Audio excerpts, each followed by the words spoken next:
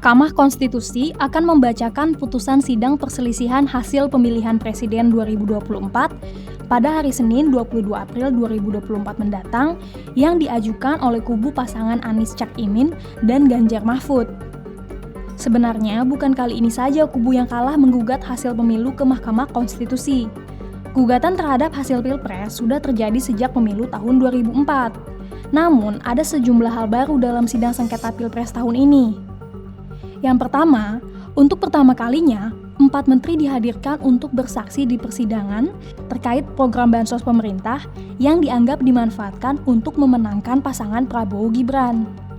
Keempat menteri tersebut yaitu Menteri Keuangan Sri Mulyani, Menteri Sosial Tri Risma Harini, Menteri Koordinator Bidang Perekonomian Erlangga Hartarto, Menteri Koordinator Bidang Pembangunan Manusia dan Kebudayaan Muhadjir Effendi.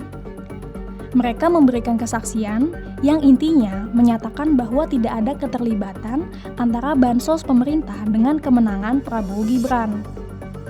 Nah, yang kedua, untuk pertama kalinya juga, Majelis Hakim memberi ruang bagi pihak-pihak terkait untuk menyerahkan kesimpulan. Biasanya, dalam penyampaian kesimpulan hanya diterapkan saat MK menguji undang-undang.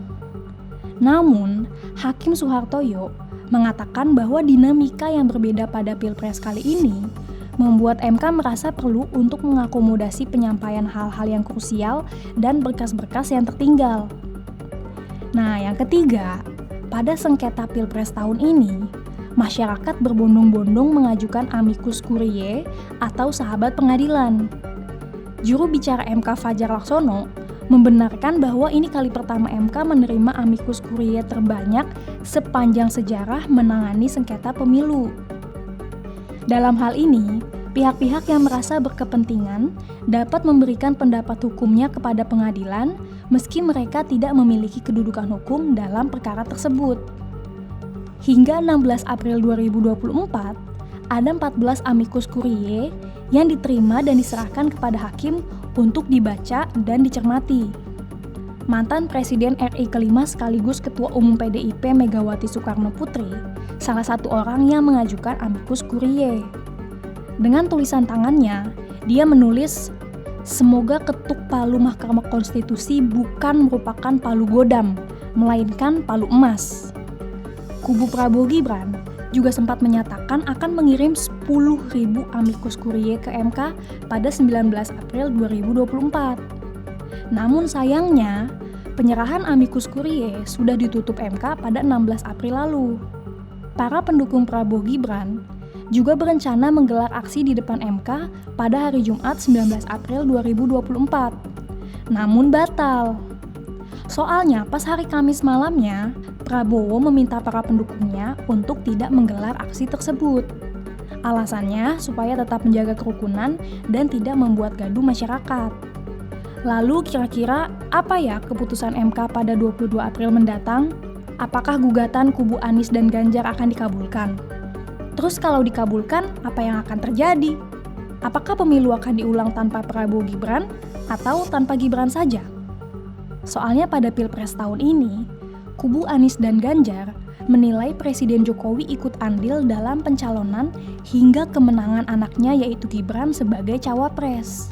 Jokowi dianggap menyalahgunakan kekuasaannya, mulai dari menggerakkan adik iparnya yaitu mantan Ketua MK Anwar Usman untuk mengubah usia capres-cawapres, hingga menuding sejumlah kepala daerah terlibat menggerakkan struktur di bawahnya demi memenangkan Prabowo Gibran. Saat memberikan kesaksian di gedung MK, Anies Baswedan menyatakan bahwa pada Pilpres tahun ini tidak berjalan secara bebas, jujur, dan adil. Pertanyaannya, apakah Pilpres 2024 kemarin telah dijalankan secara bebas, jujur, dan adil? Izinkan kami menyampaikan jawabnya, tidak. Yang terjadilah sebaliknya. Dan ini terpampang secara nyata di hadapan kita semua. Kita menyaksikan dengan keprihatinan mendalam serangkaian penyimpangan yang telah mencoreng integritas proses demokrasi kita. Mulai dari awalnya, independensi yang seharusnya menjadi pilar utama dalam penyelenggaraan pemilu telah tergerus akibat intervensi kekuasaan yang tidak seharusnya terjadi. Kalau menurut Eramania gimana nih? pemilu tahun ini apakah sudah berjalan sesuai asas pemilu yaitu luber jurdil? Kalau kubu Prabowo Gibran sih kelihatannya chill banget menjelang penetapan sengketa Pilpres 22 April nanti. Tim hukum Prabowo Gibran juga membantah semua tuduhan kecurangan Pilpres 2024. Mereka menilai gugatan kubu Anies dan Ganjar itu salah kamar. Seharusnya bukan ke MK tapi ke Bawaslu. Kenapa tuh? Soalnya katanya Prabowo sama Gibran ini sudah memenuhi unsur hukum dalam pencalonan presiden dan wakil presiden. Jadi, semua tuduhan kubu Anies dan Ganjar dianggap tidak sesuai dengan hukum acara yang berlaku di MK dan tidak sesuai dengan UU Pemilu. Diketahui KPU juga menyatakan bahwa penyelenggaraan Pilpres 2024 ini telah sesuai dengan UU Pemilu. KPU memohon agar majelis hakim menolak permohonan kubu Anies dan Ganjar. Jadi kubu Prabowo Gibran sih sudah pede banget kalau MK nggak akan mengabulkan permohonan kubu Anies dan Ganjar. Nah, pada 19 April 2024, tim hukum ketiga pasangan Capres-Cawapres telah menyerahkan kesimpulan sidang PHPU ini. Sebelumnya, pada 18 April, juru bicara MK Fajar Laksono menjamin bahwa tidak akan ada deadlock dalam pengambilan putusan sengketa Pilpres 2024. Fajar kemudian menjelaskan mekanisme pengambilan putusan MK dalam sengketa Pilpres ini. Pengambilan keputusan itu telah diatur dalam pasal 45 UU MK, yang mana para hakim konstitusi akan melakukan musyawarah untuk mufakat.